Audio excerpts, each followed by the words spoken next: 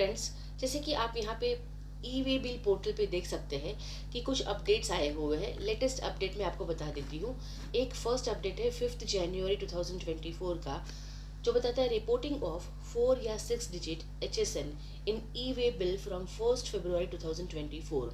तो अब आपको 1 फरवरी 2024 से ई वे बिल पे HSN लगाना कंपलसरी है। अगर आपका टर्नओवर 5 करोड़ से कम है तो आपको एटलीस्ट 4 डिजिट डालने हैं, और अगर 5 करोड़ से ज़्यादा है तो आपको एटलीस्ट 6 डिजिट HSN के ई वे बिल में लिखना कंपलसरी है। उसके बाद आप देख सकते हैं कि एक नेक्स्ट अपडेट है on 10 January 2024, blocking the generation of e-way bill without e-invoice IRN has been withdrawn। तो इसके पहले एक और अपडेट आया था ई-वे बिल पोर्टल पे। अगर आपको ई इनवॉइस एप्लीकेबल है, अब तो जैसे कि आपको पता ही होगा कि अगर आपका टर्नओवर 5 करोड़ से ज़्यादा है आपको ई इनवॉइस एप्लीकेबल हो जाता है। तो अगर आपका टर्नओवर 5 करोड़ से ज़्यादा है, और ई इनवॉइस का डिटेल वीडियो भी है, मैंने अपने चैनल पे अपलोड किया है कि ई इनवॉइस होता क्या है और वो किन लोगों को एप्लीकेबल है। डिस्क्रिप्शन में लिंक अवेलेबल है, आप देख सकते हैं। तो अगर आपको ई इनवॉइस एप्लीकेबल है, ई इनवॉइस पोर्टल पे टूल्स में एक टूल दिया है जहाँ से आप आपका ई इनवॉइस जनरेट कर सकते हो। वहाँ पे चाहो तो आप बल्क में भी जनरेट कर सकते हो ई इनवॉइस।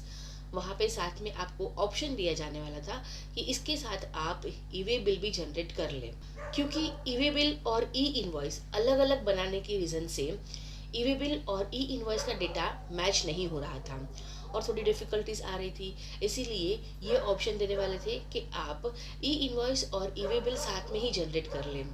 तो कुछ लोग इसको प्रिपेयर करते हैं और कुछ लोग नहीं बना रहे हैं अभी भी। तो अगर आप ई इनवॉइस के साथ ही ई वे बिल जनरेट नहीं कर लेते हैं तो 1 मार्च 2024 से तो आप ई इनवॉइस भी जनरेट नहीं कर पाओगे। हालांकि B2C सप्लाईज और नॉन सप्लाईज को ये एप्लीकेबल नहीं था। ट्रांसपोर्टर को भी ई इनवॉइस के साथ में पार्ट ए जनरेट कर लेना था, पार्ट बी तो जैसे चलता था वैसे ही होने वाला था। लेकिन अब ये अपडेट 10 जनवरी को जो आया है वो बता रहा है कि ये blocking of E way bill withdraw कर दिया गया है। तो देखते हैं, उसका नोटिफिकेशन अब तक इशू नहीं हुआ है। वहाँ पे क्लिक करते हैं, उसकी डिटेल यहाँ पे अवेलेबल नहीं है।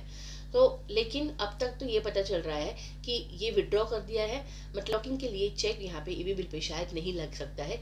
देखते हैं क्या होता है। मैं सी प्रतिभा वारिया आपके लिए ऐसी ही अपडेट्स लेके आती हूँ GST और इनकम टैक्स के रिलेटेड। अगर आपको मेरी वीडियो अच्छी लगती है, कुछ इन्फॉर्मेटिव लगती है और आपकी नॉलेज गेन होती है तो प्लीज़ इसे लाइक कीजिए, शेयर कीजिए, मेरे चैनल को सब्सक्राइब कीजिए, इससे मुझे मोटिवेशन मिलता है।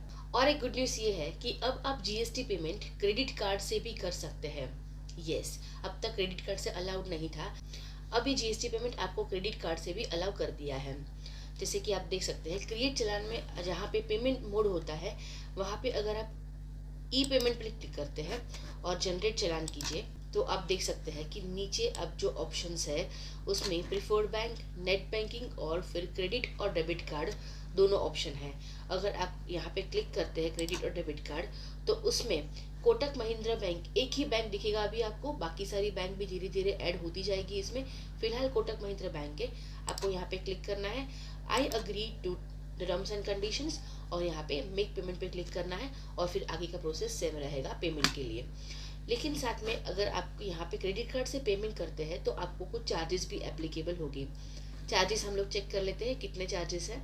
अगर आप UPI पेमेंट करते हैं तो कोई चार्जेस नहीं होंगे, लेकिन डेबिट कार्ड से पेमेंट करते हैं तो रुपे कार्ड का भी कोई चार्जेस नहीं है, लेकिन वीज़ा और मास्टर कार्ड का 0.30% प्लस GST उसका चार्ज लग जाएगा आपका, अगर आपका अमाउंट इज लेस देन और इक्वल टू 2000, अप टू 2000 है तो। लेकिन 2000 से ज़्यादा है और आप वीज़ा मास्टर डेबिट कार्ड से पेमेंट कर रहे हैं तो आपको ₹15 पर ट्रांजैक्शन प्लस GST लग जाएगा charge. Okay, similarly credit card में भी ऐसा ही है। अगर वीज़ा मास्टर और रुपे कार्ड है तो आपका 0.78% प्लस GST और डाइनर्स कार्ड का 1% प्लस GST। नीचे नोट भी दिया हुआ है कि 18% GST रेट होगा उस पे चार्जेस पे, और MX cards are not accepted. Okay. So ये था आपका कोटक महिंद्रा बैंक का। धीरे धीरे बाकी सारी बैंक्स भी ऐड होगी। और जैसे कि मैंने बोला, यहाँ पे यूपीआई की बात की है कि अगर आप यूपीआई पेमेंट करते हैं तो कोई चार्जेस नहीं लगेगी, तो यहाँ पे धीरे धीरे ये यूपीआई भी ऐड करने वाले हैं। आप यूपीआई पेमेंट भी यहाँ से अब कर सकेंगे। हाँ, लेकिन ये सारे स्टेट्स में एप्लीकेबल नहीं किया है अभी भी। ये सिर्फ 10 स्टेट्स में एप्लीकेबल किया है, जो है आसाम, दिल्ली, गोवा, गुजरात, हरियाणा, हिमाचल प्रदेश, केरला, मध्य प्रदेश, महाराष्ट्र और ओडिशा। तो इतने ही स्टेट्स में अभी तक एप्लीकेबल है। धीरे धीरे ये सारे स्टेट्स में एप्लीकेबल हो जाएगा। तो अब आप इजीली क्रेडिट कार्ड से पेमेंट कर सकते हैं।